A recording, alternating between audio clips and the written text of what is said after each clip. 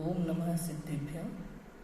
नमो अरिहन्ताणं, नमो सिद्धाणं, नमो आयर्याणं, नमो वज्रायाणं, नमो लोये सव्यसाय। लक्ष्मीनिवासनिलयं विलीनविलयं निधाय विवीरम् आत्मानुशासनमहं वक्ष्ये मोक्षाय भव्यानाम्। आचार्य गुणभद्र स्वामी द्वारा विरचित यह आत्मानुशासन ग्रंथ। कल हमने श्लोक नंबर 111 में पढ़ा था कि आचार्य देव भव्य जीवों को किस प्रकार से तप करने की प्रेरणा देते हैं कि सम्यक दर्शन, सम्यक ज्ञान, सम्यक चारित्र पूर्वक तप की आराधना से ही वास्तव में साक्षात मोक्ष मार्ग होता है, मोक्ष की प्राप्ति होती है। तप के बिना हो ही नहीं सकती। यदि तुझे इस संसार चक्र से छूटना है, जीवन चक्र से छूटना है, संसार के अनंत दुखों से बचना है, सच्चे सुख की प्राप्ति करनी है, तो तुझे तप करना होगा। उसके बिना कोई और मार्ग है ही नहीं। देखो अगले श्लोक में 112 नंबर के श्लोक में आचार्य देव ध्यान तप का ध्येय और फल बताते हैं। 12 प्रकार के तप होते हैं, 6 अंतरंग, 6 बहिरंग। तो यहाँ उनमें जो सर्वोत्कृष्ट तप कहा जिसे ध्यान तप, उस ध्यान तप का ध्येय और फल बताते हैं। उसका ध्येय क्या है, अर्थात ध्यान जो किया जाता है, और ध्येय अर्थात जिसका ध्यान किया जाता है, और ध्याता अर्थात जो ध्यान करता है। यदि हम ध्यान करते हैं तो मैं ध्याता हूँ। यदि अरिहंत परमेष्टि का ध्यान कर रहे हैं तो वो हमारे ध्येय हैं। सिद्ध परमेष्टि का ध्यान कर रहे हैं तो वो हमारे ध्येय हैं। और ध्यान तो क्रिया है ना, जो क्रिया चल रही है उनका ध्यान करना वो ध्यान है। ध्याता, ध्यान और ध्येय। और यदि स्वयं का ध्यान करें तो वही ध्याता है, वही ध्यान है और वही ध्येय है। ठीक है, उसका फल हमें 112 नंबर के श्लोक में आचार्य देव समझाते हैं। 12 प्रकार के तपों में मुक्ति का निकटतम साधन ध्यान रूप तप है। अतः उनकी ध्येय और फल का वर्णन आगामी छंद में करते हैं। देखो पढ़ते हैं। 12 प्रकार के तपों में मुक्ति का साधन जो है ना, सबसे निकटतम साधन वो ध्यान रूप तप है। बाकी वैयावृत्ति, कायोत्सर्ग, ये सब तो होता रहता है। अतः उसके ध्येय और फल का वर्णन आगामी छंद में कहते हैं। देखो, आराध्यो भगवान जगत्त्रयी गुरुवृत्ति सतां समन्ता क्लेशस्तचरणस्मृति क्षतिरपि प्रप्रच्छय कर्मणां साध्यं सेति सुखं कियान् परिमितः कालो मनः साधनं सम्यक् चेतसि चिन्तयन्तु विधुरम् किं वा समाधो बुधा। त्रिभुवन गुरु परमात्म है आराध्य, यही सज्जन को माने। चरण स्मृति ही मात्र कष्ट है, कर्म नष्ट इतना व्ययजान। साध्य सिद्धि सुख होता अल्प, समय में ही निज मन की द्वार। क्या समाधि में कष्ट अहो ज्ञानी निज मन में करो विचार। कहते हैं कि 3 लोक के नाथ अरहंत परमात्मा, सिद्ध परमात्मा, आचार्य, उपाध्याय, साधु, मुनिराज, ये 5 परमेष्ठी तेरे आराध्य है। इन्हीं को तू मान। वीतरागता ही पूज्य है, वही आराधना के योग्य है, वही आराध्य है। अरहंत परमात्मा 3 लोक के नाथ के चरण स्मृति ही तो तुझे कष्ट है, उसमें दिक्कत क्या है? उससे कर्मों का क्षय होता है, इतना जान ले। साध्य सिद्धि अर्थात सुख की प्राप्ति होती है, अल्प समय में ही कर्मों का नाश हो जाता है। ऐसा समाधि, उसमें तुझे कष्ट क्या है? ऐसा तप, उसमें तुझे कष्ट क्या है? जरा विचार तो कर। अर्थ, समाधि में 3 लोक के गुरु अर्थात भगवान की आराधना की जाती है। इस प्रवृत्ति की सराहना, प्रशंसा संतों द्वारा की गई है। समाधि में भगवान के चरण स्मरण करने का ही क्लेश है और कर्मों का उत्कृष्ट रूप से क्षय होता है, बस इतना ही तो खर्च है। जबकि थोड़े ही काल में मात्र मन के साधन से मोक्ष सुख की साधना का फल प्राप्त होता है। इसलिए हे ज्ञानी, तुम अच्छी तरह मन में विचार करो कि समाधि में क्या कष्ट है। विचार तो कर, क्या कष्ट है, क्या दिक्कत क्या है तुझे?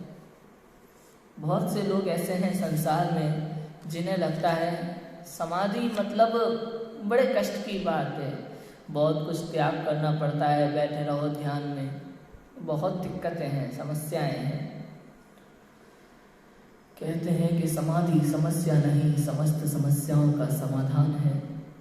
समाधि एक तप है, ध्यान रूपी तप है। क्यों? क्योंकि समाधि में ध्यान ही तो किया जाता है। और करना क्या है तुझे पता? ना तो तुझे पढ़ाई लिखाई करनी है, मेहनत करनी है, ना तुझे जॉब करनी है, ना किसी के आदेशों का पालन करना है, कुछ भी तो नहीं करना है। क्या करना है? अपने आराध्य सच्चे सुखी पूर्ण सुखी जो परमात्मा है उनकी आराधना करनी है, उनका ध्यान ही तो करना है। उनके चरणों का ध्यान करने में तुझे कष्ट क्या है? यदि तुझे सुखी होना है, सच्चे सुख की प्राप्ति करना है, तो अरहंत परमात्मा का 3 लोक के नाथ का ध्यान करने में तुझे समस्या क्या है? कोई छोटा मोटा काम करने के लिए तो कह नहीं रहे कि भाई झाड़ू लगा दो, कि पोछा लगा दो, कि तुझे समस्या महसूस हो। किसी नीच कुल के व्यक्ति के आगे झुकने के लिए कहा हो, ऐसा भी नहीं है। तो तुझे समस्या क्या है? कष्ट किस बात का? तुझे कोई पैसे तो देने नहीं पड़ रहे, तुझसे कुछ मांगा नहीं चाह रहा, तुझे समस्या क्या है ये बता। देखो भावार्थ, बहुत से लोग तप अर्थात समाधि में कष्ट मानते हैं और उनसे कष्ट सहा नहीं जाता, इसलिए वे तप नहीं करते। उनसे कहते हैं सर्व तपों में उत्कृष्ट तप ध्यान ही है, उसमें क्या कष्ट है वो तुम कहो। समझ आया? 12 प्रकार के तप हैं, प्रायश्चित, विसर्ग और उपवास, अनशन, कितने 12 प्रकार के टोटल तप है। 6 बहिरंग 6 अंतरंग। इनमें सबसे महत्वपूर्ण सबसे उत्कृष्ट जो तप है वो ध्यान है। इसमें तुझे क्या समस्या है ये बता। ना तो तुझे किसी बात का त्याग कराया जा रहा है कि भाई तू उपवास कर, कि तू व्रत कर, कि तू रसों का त्याग कर, तुझसे कुछ नहीं कहा जा रहा। तू शांति से बैठ के अपने आराध्य परमात्मा का ध्यान कर। इसमें तुझे समस्या क्या है? इसमें तुझे कौन सा कष्ट है? तू बता तो सही।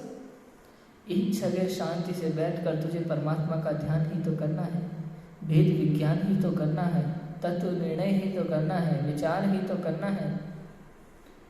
आत्मानुभूति और तत्व विचार, यही मोक्ष का कारण है, यही मुक्ति का कारण है, यही उत्कृष्ट ध्यान है, यही समाधि है। तू समझ तो सही, तेरे सर्व सुखों का यही एकमात्र साधन है, तू समझ ही नहीं पाता। नीच पुरुषों का सेवन करने से लज्जा आदि का खेद होता है, परंतु ध्यान में 3 लोक के नाथ अरहंत आदि की या 3 लोक के ज्ञायक आत्मा की आराधना की जाती है। देखो, तुझे यहाँ नीच पुरुषों का सेवन करने के लिए नहीं कहा जाता। तू यहाँ संसार में पता नहीं कैसे कैसे लोगों के आगे झुकता है। कौन कौन से कुल जाति के लोग उच्च पदों पर बैठे हैं आज के समय में गवर्नमेंट में, तो उनके सामने झुक जाता है, कुछ भी करने को तैयार हो जाता है। किंतु यहाँ वो नहीं करने को कह रहे हैं। यहाँ तो क्या कह रहे हैं, ध्यान में 3 लोक के नाथ अरहंत आदि की या 3 लोक के ज्ञायक आत्मा की आराधना की जाती है। देखो, या तो अरहंत आदि की आराधना की जाती है, परम शुद्ध शुद्धात्मा त्रिकाल ज्ञायक स्वभाव की आराधना की जाती है, जो तीनों लोकों में सर्वश्रेष्ठ है। तेरे लिए यदि सर्वश्रेष्ठ समस्त संसार में कोई है तो वो तू स्वयं है। अपनी आराधना तो करके देख, यही सच्चे सुख का एकमात्र उपाय है। यदि अपने को कोई नीच कार्य करना पड़े तो खेद होता है, परंतु ध्यान तो ऐसा कार्य है जिसकी प्रशंसा महान पुरुष भी करते हैं। तुझे कोई छोटा मोटा काम करने के लिए कह रहे हैं, कोई नीच काम करने के लिए कह रहे हैं, किसी के आगे तेरी बेइज्जती हो, ऐसा कार्य करने के लिए कह रहे हैं तो बात समझ में आए, किंतु ऐसा तो है नहीं। तुझे तो उत्कृष्ट कार्य करने के लिए कहा जा रहा है, ऐसा उत्कृष्ट कार्य जिससे बड़ा कार्य इस समस्त संसार में है ही नहीं। तुझे तो ध्यान करने के लिए कहा जा रहा है, 3 लोक के नाथ का ध्यान या फिर स्वयं तेरा ध्यान, शुद्ध ज्ञायक परमात्मा का ध्यान करने के लिए कहा जा रहा है। और ऐसे महान कार्य की प्रशंसा संसार में सभी महापुरुष करते ही हैं, तो इसमें समस्या क्या है? आराधना में यदि क्लेश हो तो खेद उत्पन्न होगा, परंतु इसमें तो भगवान आत्मा का चरण अर्थात आचरण अथवा भगवान के चरणों का स्मरण मात्र, इतना सेवन, इतना कार्य करना है। आराधना में, तप में, ध्यान में, समाधि में यदि क्लेश हो तो खेद उत्पन्न होगा। यदि तुझे समस्या लगती हो, यदि तुझे दुख होता हो, यदि तेरे मन में विकल्प है दुनिया भर के, तो तुझे दिक्कत हो सकती है। परंतु इसमें तो भगवान आत्मा का चरण अर्थात आचरण अथवा भगवान के चरणों का स्मरण मात्र सेवन, इतना ही तो कार्य है। इसमें तुझे क्लेश क्या है, समस्या क्या है, दिक्कत क्या है, कष्ट क्या है? भगवान के चरणों का स्मरण करना है, उनका ध्यान करना है, या फिर तुझे तेरा ही तो स्मरण करना है, इसमें तुझे क्या दिक्कत है? बता। आत्मा का आचरण, स्वयं में चर्या, ब्रह्म में चर्या, वही तो करना है। और करना क्या है, इसमें भी तुझे समस्या है। यदि साधना करने में अपना कुछ चाहता हो तो दुख हो, परंतु इसमें तो जिनका नाश ही करना चाहते हैं ऐसे कर्मों का ही नाश होता है, अपना तो कुछ खर्च नहीं होता। सोचो, यदि भगवान आत्मा की आराधना करने से तेरा कुछ जाता है, तेरा कुछ धन आदि नष्ट होता है, जिसे तू अपनी प्रिय वस्तु समझता है, वो यदि तुझसे दूर जाती हो तो बात समझ में आती है। किंतु तू तो जिन दुखों का अंत करना चाहता है, जिन कर्मों का अंत करना चाहता है, वही तो इस ध्यान से होने वाला है। इस ध्यान रूपी उत्कृष्ट कार्य से तेरे दुख रूप कर्मों का ही तो अंत होगा। इसमें तुझे क्या दिक्कत है, क्या समस्या है? तू क्यों समाधि की तरफ नहीं बढ़ता? तू क्यों संसार से विरक्त होकर तप की ओर आगे नहीं जाता? यदि साधना का फल तुच्छ होता तो वह कुछ भी कार्यकारी नहीं कहलाता, परंतु ध्यान का फल तो सर्वोत्कृष्ट मोक्ष है। तुझे यहाँ छोटी मोटे काम करने को नहीं कहा जा रहा है कि भैया इसकी दुकान पे नौकरी कर ले, 300 रुपये महीने मिल जाएंगे, इस स्कूल में पढ़ाने लग जाए तो 2000 रुपये महीने मिल जाएंगे, यहाँ काम कर ले 10,000 मिल जाएंगे, यहाँ काम कर ले 20,000 मिल जाएंगे, यहाँ काम कर ले 1 लाख मिल जाएंगे। ये तुझे छोटे मोटे फल के विषय में नहीं बताया जा रहा। ये वो कार्य है जिसका सर्वोत्कृष्ट फल प्राप्त होता है। अनंत काल के लिए तू सुखी होगा, अनंत काल के लिए तो सुखी होगा, तेरे संसारी समस्त दुखों का अंत हो जाएगा। ध्यान एक ऐसा कार्य है जिससे बड़ा, जिससे उत्कृष्ट, जिससे महान कार्य इस संसार में कोई भी नहीं है, जिससे बड़ा फल, जिससे बड़ा महान फल इस पूरे संसार में किसी और कार्य से मिलता भी नहीं है। वो ध्यान करने के लिए कहा जा रहा है तुझे। इसमें तुझे क्या कष्ट है? यदि बहुत काल साधना करना हो तो खेद उत्पन्न होता है, परंतु ध्यान का फल तो थोड़े ही काल में प्राप्त हो जाता है। ऐसा भी नहीं है तुझे वर्षों तक तप करना पड़ेगा। तू एक बार सच्चे मन से आराधना तो करके देख, परमात्मा की और निज गायक शुद्धात्मा की आराधना तो कर। भरत चक्रवर्ती को स्मरण कर, जिन्होंने वस्त्र उतारे, दीक्षा ली, ध्यान में बैठे और 48 मिनट के अंदर केवल ज्ञान की प्राप्ति हो गई। कितना बढ़िया फल मिलता है, देखो तो सही। 48 मिनट में केवल ज्ञान, ये ध्यान का फल है, वेद विज्ञान का फल है, आत्मानुभूति का फल है। वास्तव में सभी जीवों को 48 मिनट में ही केवल ज्ञान होता है। लोग कहते हैं 1 वर्ष तक बाहुबली ने तपस्या की, 6 महीने तक आदिनाथ भगवान तपस्या में लीन रहे, तो उसमें वो कैसी तपस्या थी? वो 7वां छठवां चल रहा था। वो बार बार बाहर आ रहे थे, लगातार 48 मिनट तक उन्होंने वो अंदर आत्मानुभूति में रहे ही नहीं। 48 मिनट तक यदि वो निर्विकल्प लगातार रहते अनवरत रूप से, तो केवल ज्ञान हो जाता। समझ आया? ऐसा होता है, बहुत कम काल में ही ध्यान का फल मिल जाता है। जितनी देर ध्यान में बैठे उतना फल आपको मिलना ही मिलना है। ऐसा नहीं कि 48 मिनट तक नहीं बैठेगा उसका कोई फल नहीं होगा, नहीं। यदि आपने एक समय भी ध्यान किया है तो उसका विशेष फल है। एक समय निर्विकल्प अवस्था से सम्यक दर्शन की प्राप्ति हो जाती है। सम्यक दर्शन की प्राप्ति हो जाती है। 41 कर्म प्रकृति का बंध विच्छेद हो जाता है, अर्थात अब वो नरक में नहीं जाएगा, नीच कुल में नहीं जाएगा, नीच गोत्र में नहीं जाएगा, त्रियंच में नहीं जाएगा, मनुष्य में रहेगा या देव में रहेगा। अब उसको स्त्री पर्याय का भी बंध नहीं होगा। सोचो, एक समय के ध्यान का इतना बड़ा फल है निर्विकल्प अवस्था का। बाकी तो जितना ध्यान किया जाए उतना विशेष फल मिलेगा, ऐसा है।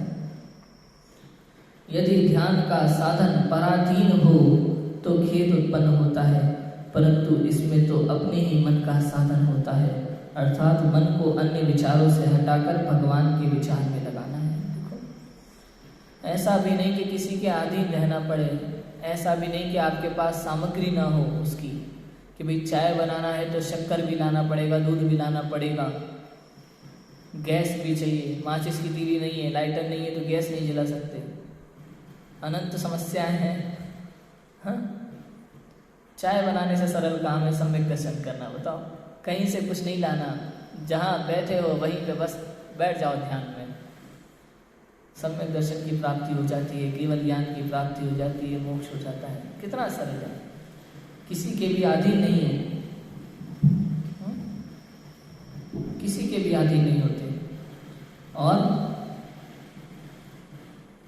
इस प्रकार तू विचार करके ऐसे ध्यान रूप तप में क्या खेद है, अब तू तप करने में अनादर मत कर।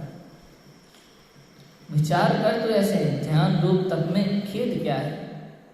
सबसे उत्कृष्ट तप है, सर्वोत्कृष्ट तप है ये ध्यान। इसमें तू खेद क्यों करता है? इसमें तू कष्ट क्यों करता है? इसमें तू परेशान क्यों होता है? तुझे ऐसा क्यों लगता है कि ये मैं नहीं कर पाऊंगा? तुझे ऐसा क्यों लगता है कि मैं मंदिर नहीं जा पाता? तुझे ऐसा क्यों लगता है कि मैं संसार में फंसा हुआ हूँ? तुझे ऐसा क्यों लगता है कि तुझे कर्मों ने रुलाया है? तुझे ऐसा क्यों लगता है कि तुझे ये भी करना है, ये भी करना है, ये भी करना है, ये भी करना है? तुझे ऐसा क्यों लगता है कि संसार की आधे से ज़्यादा जिम्मेदारी मेरे सर पर है? तुझे ऐसा क्यों लगता है कि मेरे परिवार की जिम्मेदारी मुझ पर है, जबकि ऐसा नहीं है? तुझे क्यों लगता है ऐसा कि तप करने से कष्ट होता है? तुझे क्यों ऐसा लगता है कि तेरे शरीर में क्षमता नहीं है? तुझे ऐसा क्यों लगता है कि तू रात्रि भोजन नहीं करेगा तो जीवन नहीं जी पाएगा? तुझे ऐसा क्यों लगता है कि तू जमीकत नहीं खाएगा तो तेरा जीवन समाप्त हो जाएगा? तुझे ऐसा क्यों लगता है कि संसारिक कार्यों के बिना जीवन ही नहीं है? अरे प्रभु, ये संसार सांसारिक कार्य तो अनादिकाल से करता आ रहा है। ऐसा कोई कार्य नहीं है जो तूने ना किया हो, कोई भी ऐसा कार्य नहीं है संसार में जो तूने अब तक ना किया हो। बस एक कार्य के सिवाय, स्वयं की आराधना, स्वयं के सत्य स्वरूप का ज्ञान, वो तूने नहीं किया। बाकी तूने संसार में हर कार्य किया है, हर कार्य किया है। तू बार बार हर जन्म में वही सब तो करता रहता है, फिर भी तेरा मन नहीं भरता, तू संतुष्ट नहीं होता, तुझे तृप्ति नहीं मिलती। इसलिए आचार्य परमेष्ठी कहते हैं, अब संसारिक कार्यों से बस हो जा। ये पारिवारिक कार्य, गृहस्थी के कार्य, सांसारिक कार्य, लौकिक महानता, लौकिक पद, पैसे, मान, प्रतिष्ठा, इनके पीछे पीछे तो अनादिकाल से भाग भाग करते ने अनंत काल व्यर्थ गवा दिया है। अब इन सब से बस हो और आत्मा की साधना में, शुद्धात्मा की साधना में, स्वयं की आराधना में समय लगा।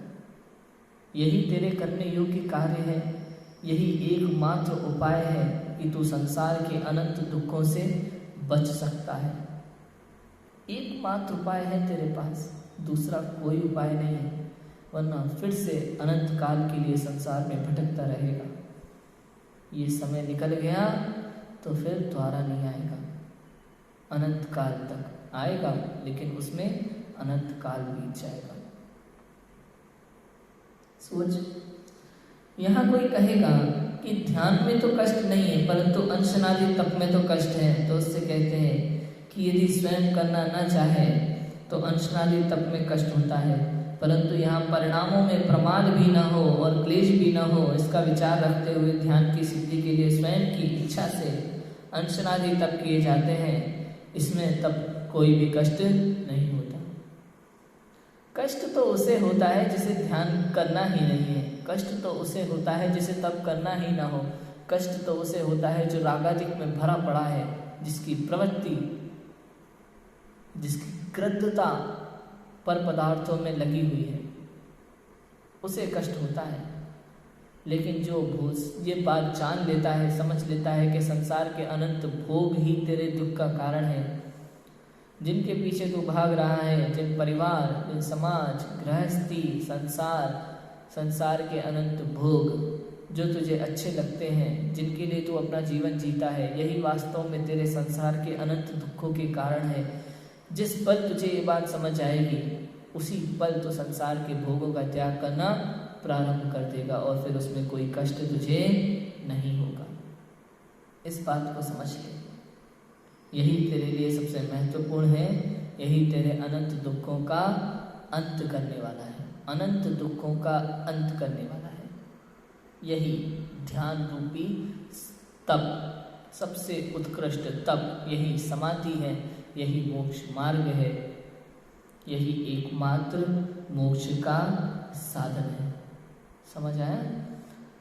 ये हुआ हमारा 112 नंबर का श्लोक। बहुत सरल था, बहुत ही सरल। बस इसमें बताया क्या है, जो सबसे उत्कृष्ट तप है 12 तपों में ध्यान, वही वास्तव में मोक्ष का कारण है, वही हमारे लिए सर्वोत्कृष्ट उपयोगी है। हम कहीं भी बैठ करके कैसे भी ध्यान कर सकते हैं, ना तो हमें किसी के अधीन होना है और ना ही इसके लिए किसी चीज़ की कोई आवश्यकता है। बस बैठो और ध्यान करो, अनंत दुखों का अंत करो। ठीक है।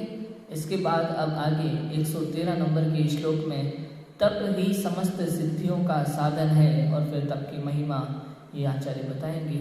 अभी की बात को हम विराम देते हैं। ओम नमः शिवाय।